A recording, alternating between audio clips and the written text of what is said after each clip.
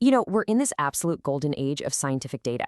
We can sequence genomes, scan brains, track molecules. It's incredible. But all that data, it's created this new, massive puzzle. How do we actually make sense of it all?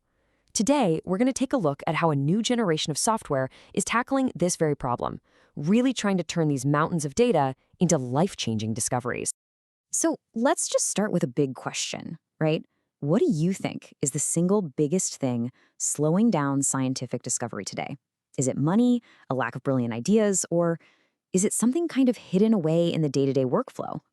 Well, that brings us to what we're calling the modern research puzzle. The thing is, we have more data than ever, but that hasn't just automatically led to faster answers. It's kind of like having all the pieces of a massive jigsaw puzzle, but you've got no picture on the box to guide you. The challenge isn't getting the pieces anymore, it's figuring out how they all connect. And this, right here, is a perfect picture of the problem. On one side, you've got your wet lab scientists at the bench generating amazing, high-quality data. And on the other side, you have the bioinformatics team, the experts who have the specialized coding skills to actually analyze it. That gap between them, it creates a classic bottleneck, and that's where progress can just grind to a halt. So how do you bridge that gap? I mean, it's not about forcing every biologist to become a pro coder. It all starts with building a foundation of trust. The tools themselves have to be totally reliable, moving way beyond that dreaded black box approach that so often leaves scientists completely in the dark. So what do we even mean by a black box? Well, it's basically any tool where you put your data in, you get a result out, but you have absolutely no idea what happened in between. And for science, which is built on transparency and being able to reproduce results, that is a huge problem. I mean, if you can't see the process, can you really truly trust the result? Now, here's what's so cool about this new approach. It's this core belief right here. The goal is to make software that's easy to use, for sure, but never, ever at the expense of scientific depth. Making analysis accessible for a biologist shouldn't mean you're watering down the statistical rigor. Not at all. So, how do you actually pull that off? Well, think of it like a chef sharing their secret recipe.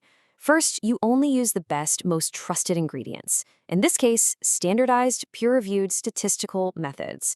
Then you write down the entire recipe, the full methods documentation, so anyone can follow it and get the same results. And just like that, the whole process becomes transparent and completely trustworthy.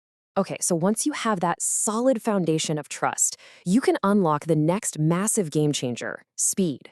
And we're not just talking about being a little bit faster, we're talking about fundamentally changing the timeline of discovery, shrinking what used to take days into just a few minutes. This new kind of workflow just flips the old model on its head.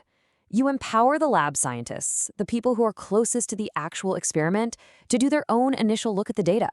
This frees up your bioinformaticians from making basic charts all day, so they can focus on the really deep, complex modeling that leads to breakthroughs. The result? A way more agile, creative, and efficient research process. And this right here really drives home the practical impact. Think about it.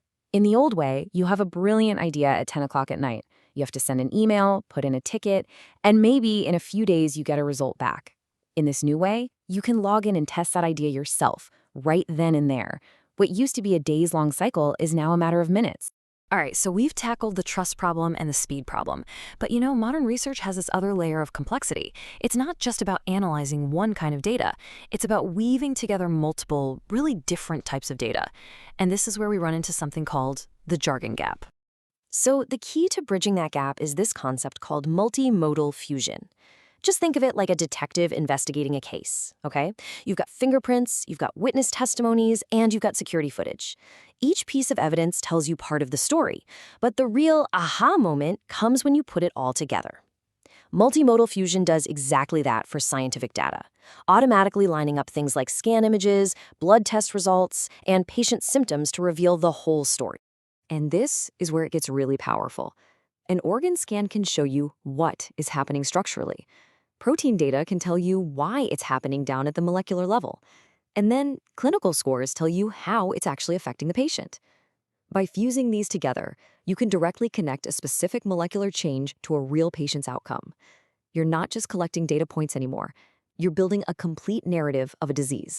So how do you get people from different fields to even talk to each other? Well, this is how you bridge that jargon gap. You create a common ground through these interactive, visual-first interfaces.